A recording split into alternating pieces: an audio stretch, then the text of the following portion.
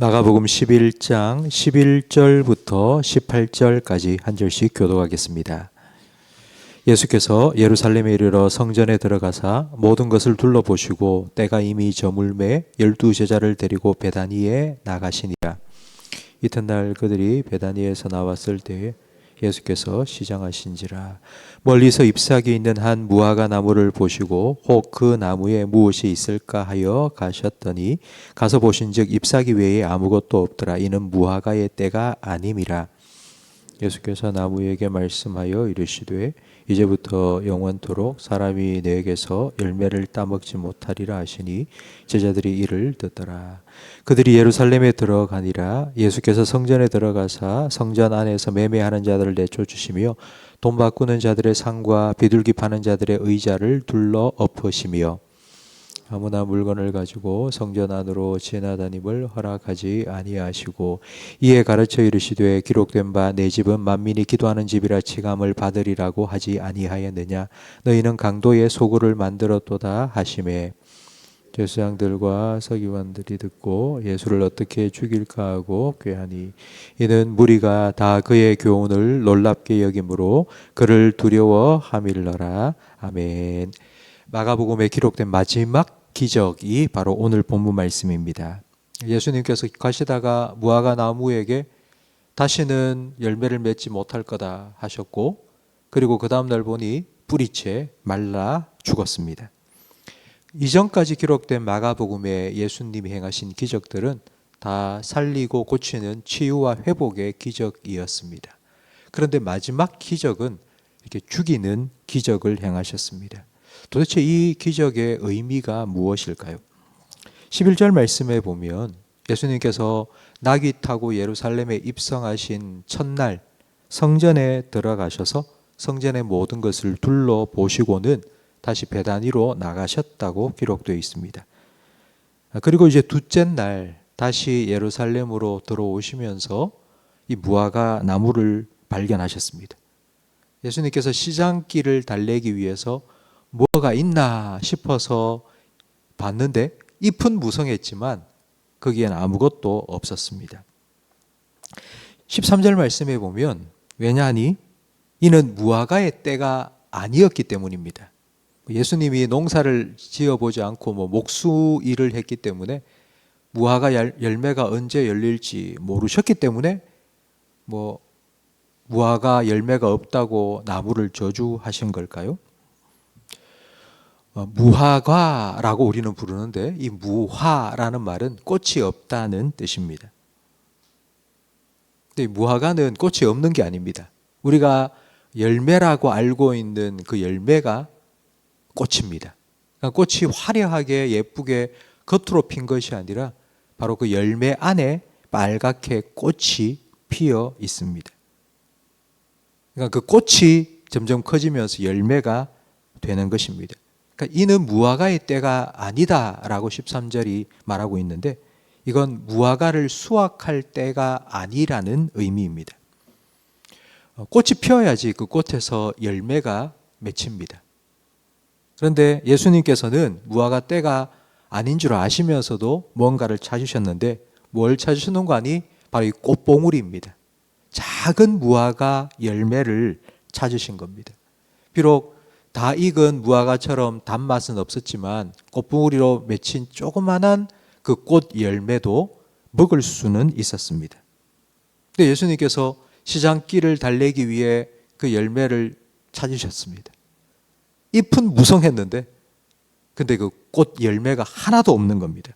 그러면 꽃 열매가 없다는 말은 가을에 수확철이 되어도 열매가 맺히지 않는다는 의미입니다. 그래서 예수님께서는 이제 앞으로 사람들이 너에게서 열매를 따지 못할 것이다 라고 말씀하셨습니다. 예수님께서 이 마지막 기적으로 파괴하고 죽이는 이런 이적을 행하셨습니다. 이런 예수님의 모습이 지금까지 보여주신 모습과는 좀 낯섭니다.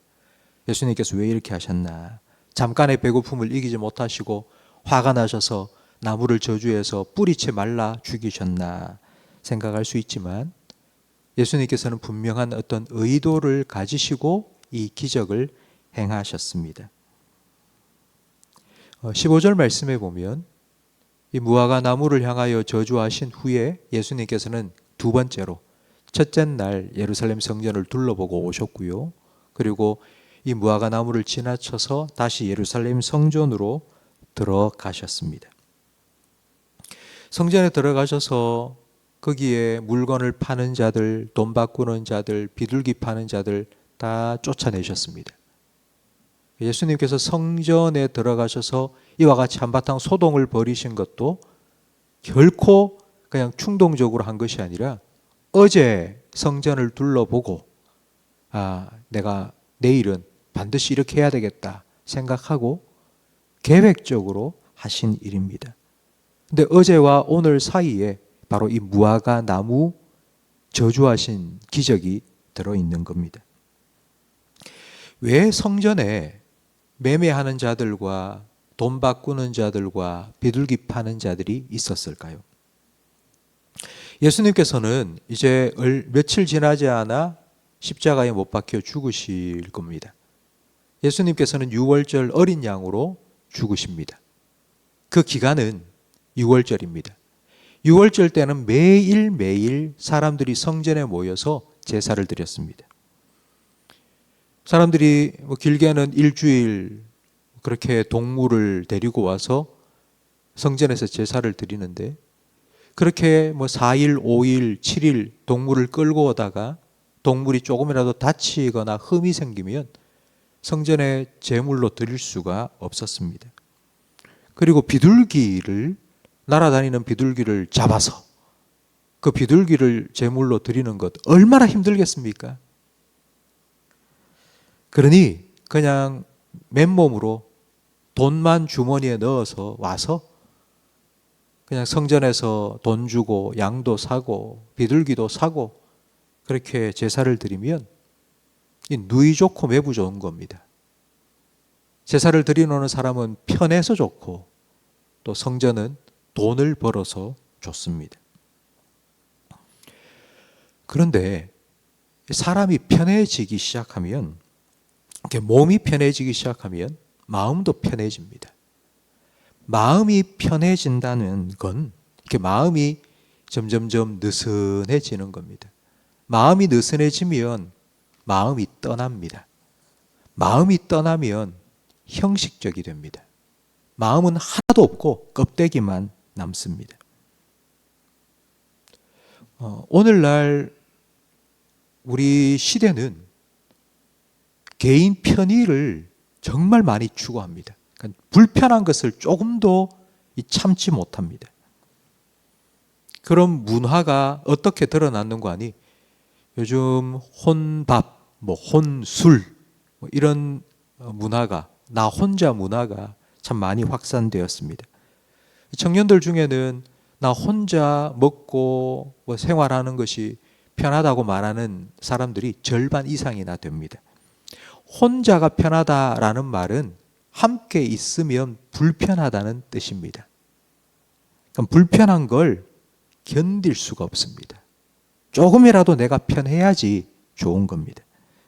근데 이런 개인 편의를 추구하는 문화가 신앙생활 속에까지 파고들었습니다.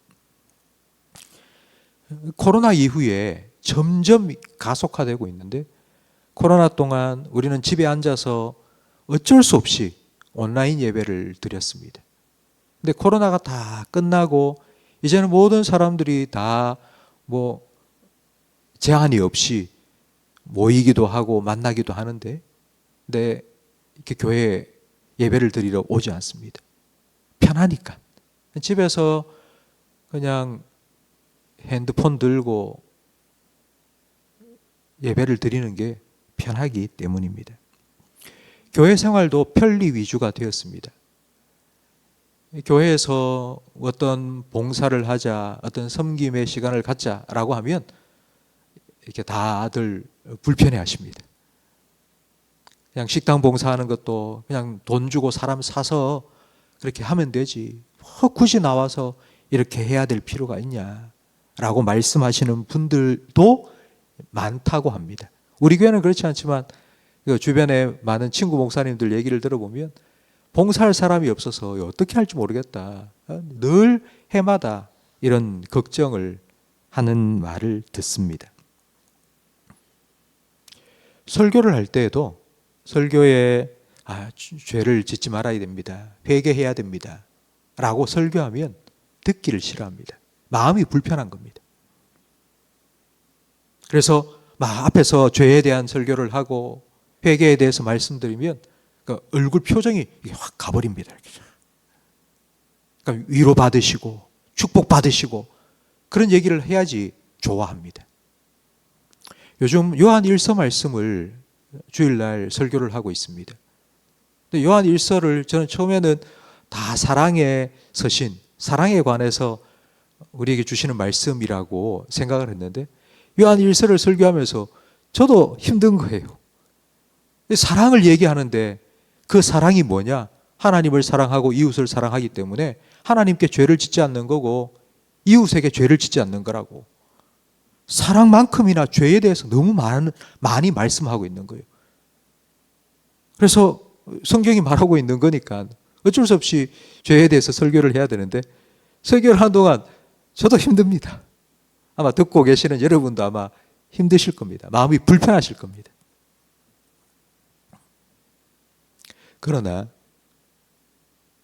예수님께서 잎이 무성한 무화과 나무를 보시고 가서 거기에서 뭔가 있을까 싶어서 찾았는데 아무것도 찾지를 못했습니다. 겉으로 보기에는 뭔가 무성한데 그런데 알맹이가 빠졌고 핵심이 없는 겁니다. 그래서 예수님께서 오늘 본문 17절 말씀에 이 성전의 역할이 무엇인지를 구약의 이사야 선지자의 말을 인용하여서 얘기해 주십니다. 내 집은 만민이 기도하는 집이라고.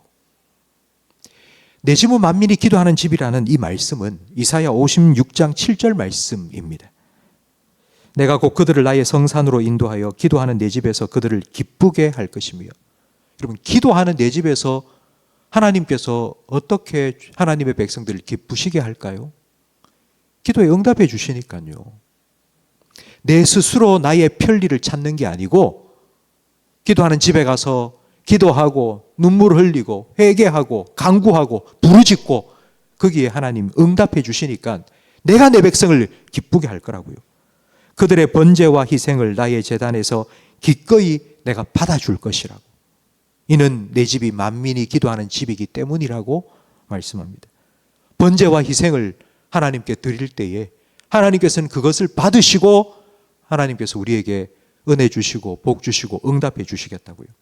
그런데 이걸 싹 빼버린 거예요.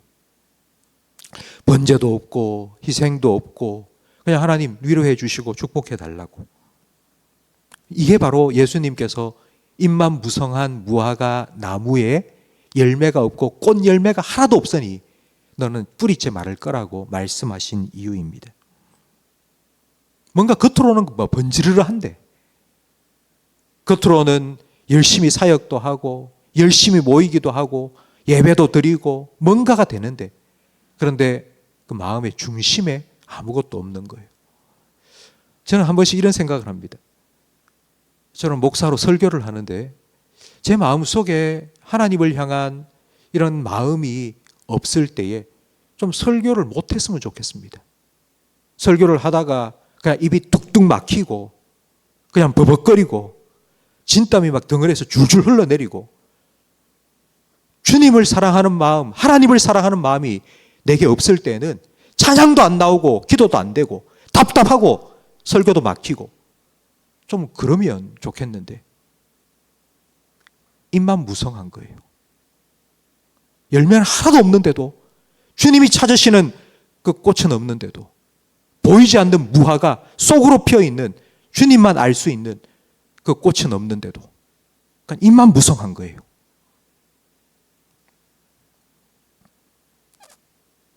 그런 저의 모습을 생각하면서 주님 보시기에 지금 내 모습이 입만 무성한 무화과 나무와 같지 않은가 생각을 해보았습니다. 예수님께서는 무언가를 찾으십니다. 근데 그건 사람들이 찾는 것과는 다른 것 같습니다. 화려한 건물이 있고 경건한 예배도 형식도 있지만 그게 아니라 숨겨진 무화과의 꽃처럼 하나님을 사랑하고 이웃을 사랑하는 바로 그 하나님을 향한 마음을 예수님께서는 지금도 찾고 계십니다. 성도 여러분, 나의 편의를 추구하는 그런 신앙생활이 아니라 주님이 찾으시는 무언가가 있는, 그래서 주님을 기쁘시게 해드릴 수 있는 그런 신앙생활을 하는 저와 우리 성도님들이 되시기를 바랍니다. 그건 우리의 형식의 문제, 우리가 하는 어떤 행위의 문제가 아니고 그건 우리의 마음의 문제입니다. 정말 우리가 예배를 드릴 때에도, 기도를 드릴 때에도, 찬양을 할 때에도, 그리고 교회에 나와서 봉사를 할 때에도 그 무엇을 하느냐 보다 내가 어떤 마음으로 하느냐, 내가 왜 이 일을 하느냐, 이걸 돌아보고 진심으로 전심으로 주님을 사랑함으로 기도하고 예배하고 섬길 수 있는 저와 우리 모든 성도님들이 되시길 주님의 이름으로 축원합니다. 기도하겠습니다.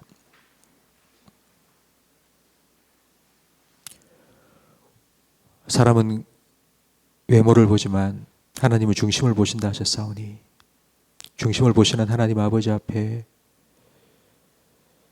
우리의 마음을 온전히 드립니다. 무화과의 때가 아닌 그때에 잘 익은 무화과는 아니었지만 주님께서 조그만한 꽃봉오리처럼 맺힌 그 꽃 열매 작은 것 하나라도 주님께서 찾으시는데, 주님이 찾으시는 하나님을 향한 순전한 우리의 마음, 그게 정말 보잘것없는 것 같고 작지만 주님이 찾으시는 그 마음을 우리가 주님 앞에 온전히 드리기를 원합니다. 큰 섬김이 아니고 큰 헌신이 아니라 할지라도 매일 새벽마다 아버지 앞에 나와 마음을 토해놓고 기도하는 우리 성도들의 기도를 주님께서 들어주시고,